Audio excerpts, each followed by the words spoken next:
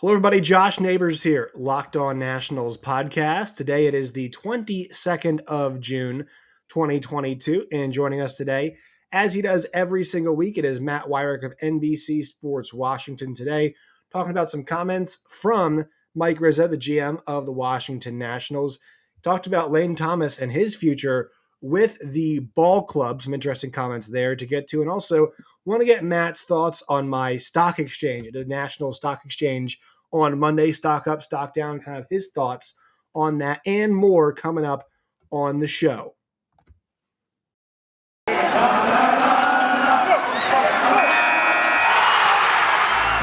are Locked On Nationals, your daily Washington Nationals podcast, part of the Locked On Podcast Network, your team every day.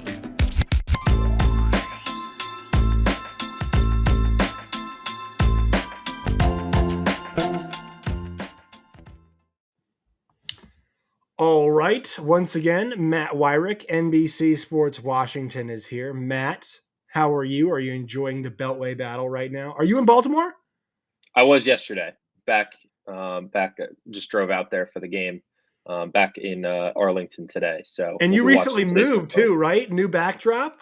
That's right. Yeah, it's a work in progress back there. So the backdrop is not finalized just yet. But most of the moving boxes are out of the way, so that's good.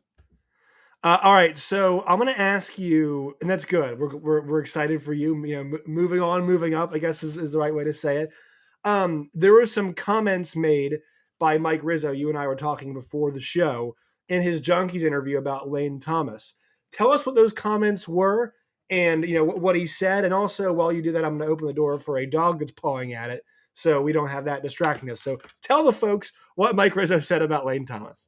Absolutely. He was asked on the Junkies this morning on NBC Sports Washington and 106.7 The Fan about Lane Thomas and where he kind of fits in, whether he's a core guy. He's, off to a pretty good streak here. He's hitting .310 with a 949 OPS so far in the month of June. And he actually started his hot hitting a little bit back in May as well. So he has been hitting very well for them and providing a source of power in maybe ways that fans weren't expecting. And Rizzo, in response to that question, said, Thomas is, quote, definitely part of the core group of guys that'll move forward and be our next championship caliber club.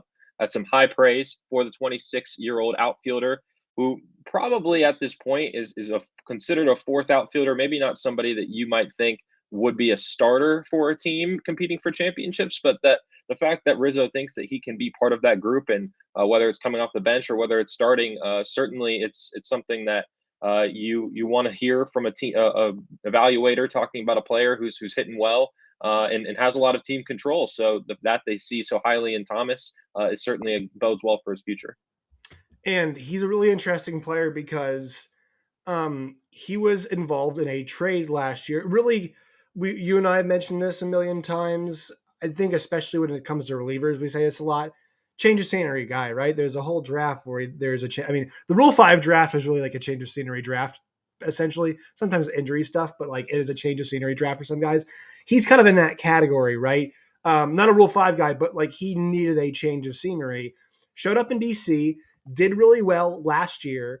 Then this year got off to a rough start. That month of May was not very good. April wasn't great either. But this month of June, and he's now had 71 ABs. He's hitting .310, .372 on base percentage, a .577 slugging, a .949 OPS. The power output's been really impressive. 5 homers in a month, 11 runs driven in. I like him in that, Victor Robles brings something different, right? He brings the speed element. I think that's what really they look for when they have him at the bottom of the lineup. Lane's kind of something different, right? I mean, he is a bit more action-packed, if you will, for a guy that maybe hits 8th, hits 9th, or also we've seen him hit first. And so I think you're right. I think because of the amount of team control that he has, maybe I wanted to see him get a few more reps than he has this year. But Yadiel was hitting so well at certain points, they just couldn't take him out of the lineup. At least that's my read on why, maybe we saw a little bit less of Lane, more of Yadiel. So I think he's a really interesting player. I think you're right. I mean, what he's providing them right now overall on the year, like 237, 298, 418, 715, and an OPS plus of 105. Like it's pretty good stuff. It's above average in some respects, especially lately. He's been playing a lot better. Yeah, he got off to such a terrible start, Yeah. and Davey has just kind of been going with the hot hand there in left field. And so for a while it was Yadiel. Now it's been Lane for the past couple of weeks, and Thomas has been hitting up near the top of the order too. He's been doing some leadoff, hitting some second. Believe last night he was down at ninth, which kind of is honestly equivalent to that, and just being up there in front of the top of the order Mhm. guys. So David Martinez has been putting him in positions to succeed, and he has been coming through. I was actually kind of high on Thomas coming into the year. I really liked what we saw from him down the stretch last season. Certainly, it isn't something that you can really count on. Certainly, him hitting at this level for the rest of the season and beyond. I wouldn't say that the expectation should be that he would be their starting left fielder or anything. Next season and moving forward, but certainly what he's been doing right now shows that he can have value at this league. And I thought it was interesting. You talk about Robles and how he brings the speed element. Lane Thomas's sprint speed in feet per second is 28.8. Victor Robles is 28.4. So Thomas Mm. technically a little bit faster. Now he's only stolen one base this year, so he hasn't been super aggressive on the base pass, maybe as much as Robles has been. But that is Which has something not that always he been can bring. positive. Was not always been positive for Victor, right? I This is mean, true. Yeah, this is very true. Thomas maybe being a bit more selective in his spots, but that's something maybe that as he gets more playing time, maybe we'd like to see a little bit more as him swipe a few more bats. yeah, with this team, like I like to see him get more bats because Yadiel as a player is like actually got he's under team control, but he's older, right? And so I would like to see them with what Mike is saying. He's got to be getting more reps. Yadiel's still been good, and he's come back down to earth some, but he's still been a really good hitter, I think, for them. But I think Lane's got to get more reps just because of what we saw last year. Like this is once again, sample sizes are important, but he gave us a pretty good dose last year, and what we're seeing right now looks a lot like that. And so I want to see that more often because with a guy like this is one of those you kind of ran into, right? And so I want to see, all right, how far can we take this? And he's 26, so with that speed element you mentioned, he's kind of 26 to 29, at least in my opinion, is kind of the prime for your speed. You'll be fast for a while, but like he's never going to be faster than he is from 26 to 29, right? It's kind of the golden years in terms of your physical prime. So I want to see them carry this thing as far as they can and see what kind of asset he is. I mean, it's already a win in my opinion for what they gave up. John Lester's on a 1-year deal and is now a retired player. And out of John Lester came a guy that the GM now says is a guy they plan on having moving forward. I mean, it's already a win. Let's see how much of a win we can take it. I know they're not trying to win games, but like this is the perfect time to get him as many reps as possible and get him comfortable with being an everyday guy, whether it be, is he the guy they turn to in extra innings to be put on base, right? Is he the guy they turn to for pinch hit at bats? We saw that the other day, I believe, against the Phillies. He was 1 for 1 in that game. Like, is that going to be what Lane Thomas is? And I want to keep seeing it. Yeah, and I think that his ability to hit righties is also going to be a very key factor. He's a 690 OPS against right-handed pitching this year, which is much lower than his figure against lefties. So his ability to, not just be a platoon bat, but somebody that the Nationals could rely on in any situation is going to be key for him and his development. But like you said, just giving him reps, giving him opportunities, that's what the season's all about. Yadiel Hernandez, as much as maybe, the Nationals might be able to get something in a trade for him, and as much as he's shown that he can hit, he's 34 years old and Thomas Right. is 26. And if Thomas is a guy that Mike Rizzo believes can be part of their core in their next championship club, then they'll probably want to see him as much as possible just to make sure that they've got the right guy. Today's show is brought to you by our friends at Sports Investor Card. Guys, if you guys are into this realm, it's the place to be. Whether you are a casual card collector or looking for excitement and alternative investment opportunities, the free Sports Card Investor app has something for you. It's available at all of the app stores. They have players like Adley Rushman, Jeremy Pena. They're making the jump right now. Players like Luis Garcia is making that jump. So if you want to get in on a sports card for him, go download the Sports Card Investor app today. Available free for Google Play, or in the App Store. Go to sportscardinvestor.com /locked on to learn more. All right, Matt. So I did the stock exchange the other day for the Nationals. Stock up. Josh Bell was the first guy I had to go with. And I want to tie this into the All Star stuff. You know, I think the reason why Juan Soto wasn't considered for MVP last year is how bad the Nationals were down the stretch of the season. Thought he deserved more consideration than he got, in my opinion. I think there was a real legit, case for MVP last year. How good he was. There's being good in the bad team, and then there's putting up obscene, disgusting numbers that we've rarely seen before. That's different level, and I thought he can get consideration for that. Josh Bell is, that first base spot in the National League is really difficult. But I feel like he should get a little bit more consideration than he is. I believe you tweeted about it yesterday. Ninth right now in the first base voting. I mean, as he kind of just keeps being consistent, that stock for him keeps rising. Because I think the knock on him is inconsistency. He's shown to be pretty consistent over the last year. I think now, it actually is at this point now like a full year of him being really good. Um, I think with that, like he deserves more All-Star consideration, but also, man, is he going to be an asset? Like the haul the Nationals should get for him could be pretty impressive. Yeah, with a guy in an expiring contract, final year of his deal, I wouldn't say you can expect too much just because there's such little control, as opposed to like what they got in the Max Scherzer Trey Turner deal. When you have Trey Turner with 2 years, that was really what got both of those guys really, and Ruiz and Josiah Gray. I think that some people kind of said, oh, they got K Barrett for Max, K Barrett for Trey and Josiah for Max, but really I don't think either of those two guys would have been on the table if not for Trey Turner and his 2 years of control. So I think that's an important thing to note there. But you also But have the ability to re-sign him, and it's not like he's going to this be is true. a $200 million player, right? I mean, I think it's a guy that maybe a Kyle Schwarber type contract. I mean, is that fair? You think in that realm because he had the good 19. Yeah, Obviously, not as good in 20, and then hitting he's had well now. Yeah, and he yeah. I had mean, a pretty do you good think season that's last year. like that? That could be. I think that a $100 million contract is something that Josh Bell should be reasonably shooting for. He's still under 30. Got some good years ahead of him. Can be a It's not like streaky hitter. movement. It's not like movement's really needed at first either, right? I mean, And with the DH being now in the National League, there's a lot of opportunity there. And he's a switch hitter, I was going to which mention this. with him being a switch hitter, I think that honestly it came down to him and Ozzy Albies. And is Jose Ramirez a switch hitter? I can't remember. I think he is. Not I sure. I think don't those. follow the American I'm Leagues not closely. sure, but I think that Bell is one of the best switch hitters in baseball. In that group right there. And certainly somebody that I think can help out a lot of teams. He actually, I was just looking at this before the show. He has 3 defensive runs saved this year. That's the highest on the Nationals, which is really not like a good, good thing for only Right. 3 to be your highest total on the team. But he's arguably been their best defensive player this year, at least by advanced metrics. So that's been impressive for him at first base. He can play first. He hits from both sides of the plate. He can be your DH.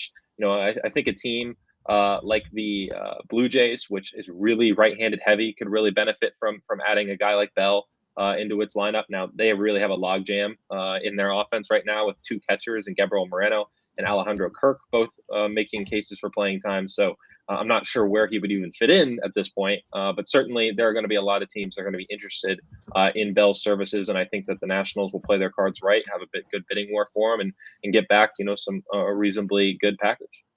Yeah, I mean, I think the switch hitter aspect to me is what's really important. Because especially like you and I had mentioned, well, maybe Riley Adams gets some reps at first.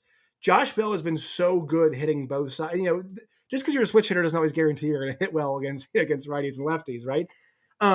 He's hitting smaller sample size, 89 ABs, hitting 281 with a 368 OPS against lefties, and then he's crushed righties 301. But he's had some power, 4 homers for him from the right side of the plate, and then 7 from the left. I mean, he's almost at 20 RBIs from the left side and almost just 89 at bats. So he's really done a great job from that side of the plate. And I think that level of versatility, while you're spot on about the contract situation, it could very much just be a rental. I think that versatility is what actually gives you the extra tick because that's not something, offering 280 plus from either side of the plate with legitimate power and the ability to drive in runs. It's not common. No, and it's also going to be very much a seller's market this year. Not a lot of star talent is really expected to be available at the trade deadline. So Bell, while he isn't getting a lot of love for all-star votes right now, and honestly, with how tough, that first base is. I mean, you got Paul Goldschmidt, you got Freddie Freeman, you got Pete Alonso. I mean, just breaking into that top three is going to be really hard for Bell in terms of all-star consideration. But even if he's not an all-star, he's been one before. Teams know who this guy is and what he brings to the table when he's hitting well. He had 4 home runs in 48 hours. Was the first Mm, time in his career that he had done that. But that series against the Phillies just went off from the power department, and he's certainly capable of doing things like that.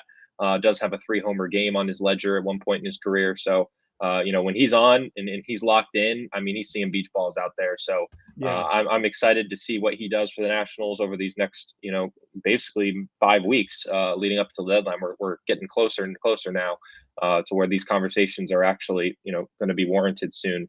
But I think that overall, whoever does get Bell is going to be getting a really, really good player. Another guy stock up I had was Josiah Gray, and uh, I was so curious to see how he would do against the Phillies because he had those back to back really good starts against Miami and Cincinnati, and then my question is, okay, well, let's see how he does against what's been a really good lineup. Has trouble in the first, then after that he was spectacular, and they extended him 100. He went 101 pitches in that, and that was the first time all year he went at least 100 pitches in the game against Miami. Goes back out, I know he had they skipped his start, so they could give it a little extra length, and I was wondering if how much that affected him too.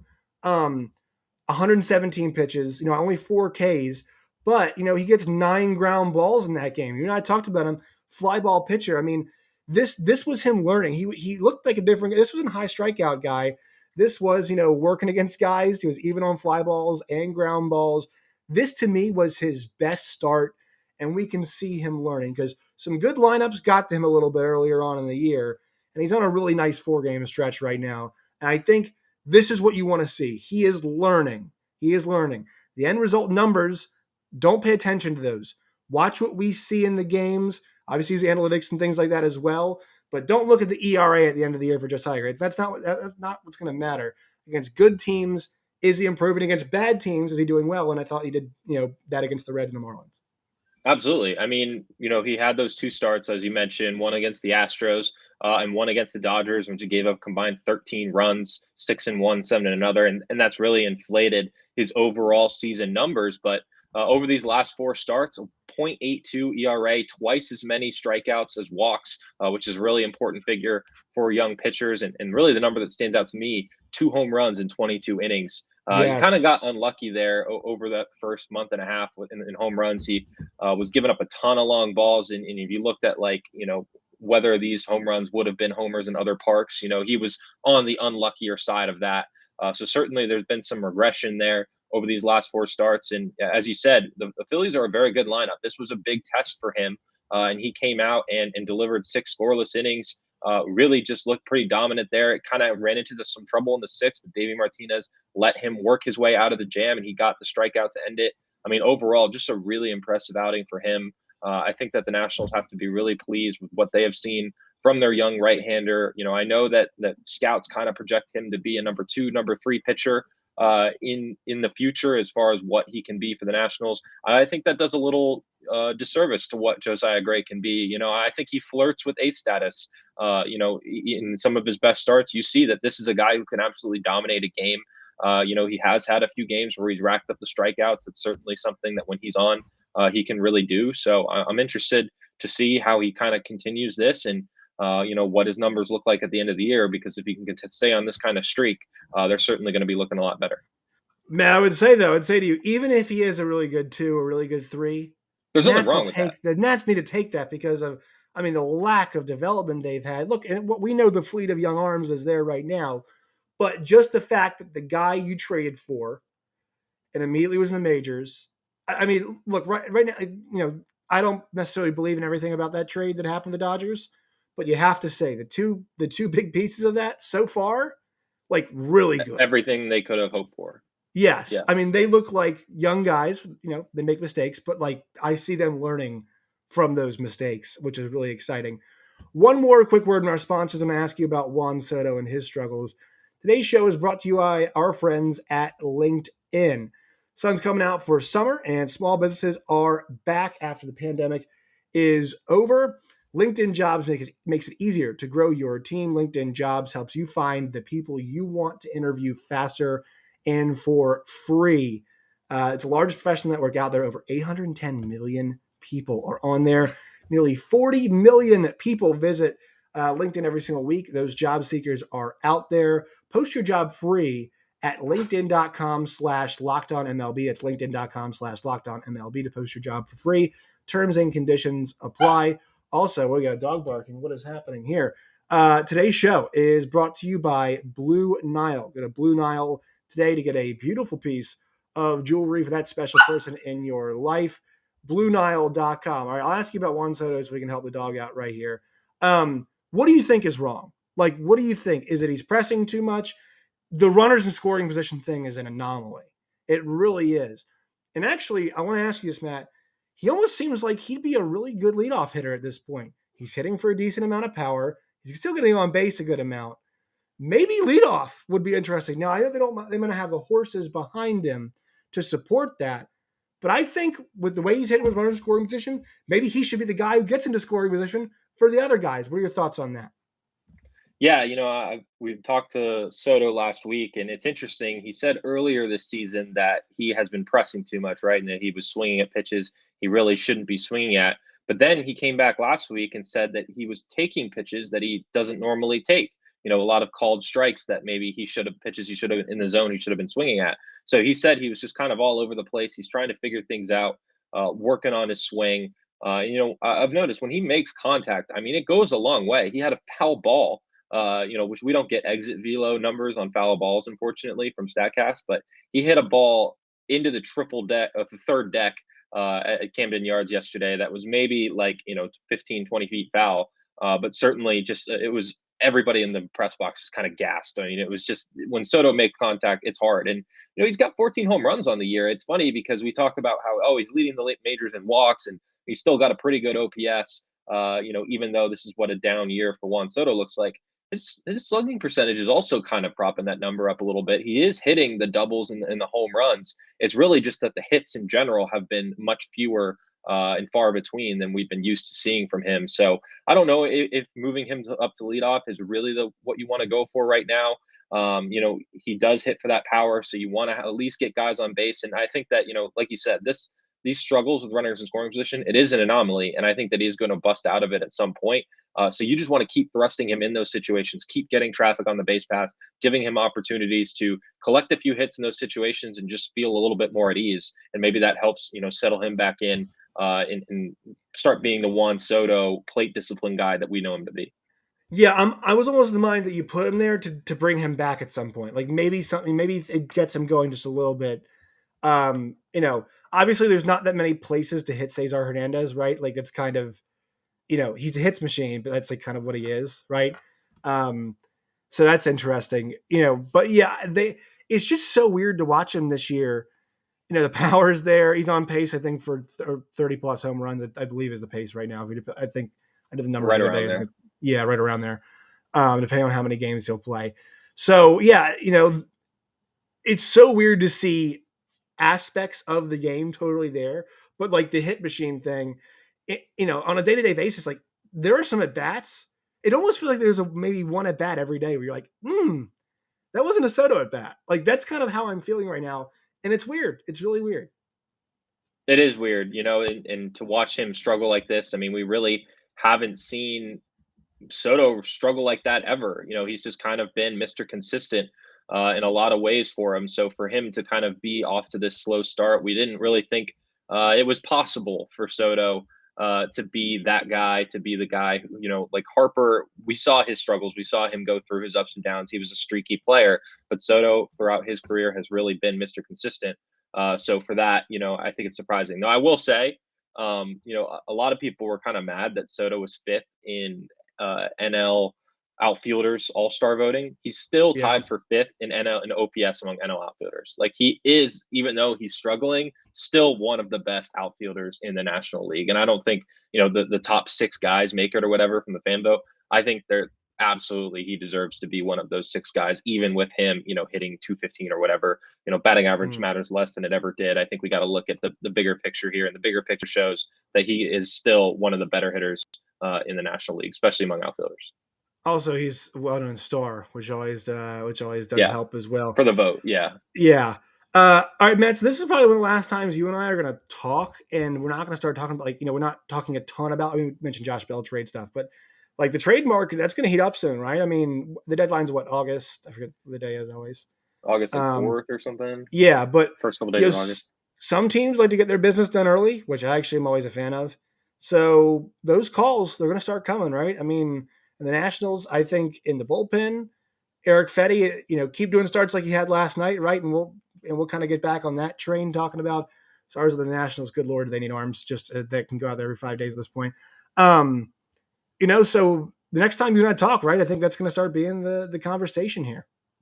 Yeah, I think certainly as soon as July hits, that's about the time that you expect teams to start making moves. The Nationals, as we've already heard from Mike Rizzo on the Junkies a couple of weeks ago, he already is expecting to be selling at the deadline. That's early announced intentions for the Nationals. So there's really no question as to what the side of the market the Nationals will be on come the deadline here. And hey, if you can get, trade a guy now and get a little bit bigger value because the team acquiring him is having him for an extra month, maybe you decide to pull the trigger on a Josh Bell trade at this point, or maybe one of the relievers. I think, like you said, they really do need arms at this point.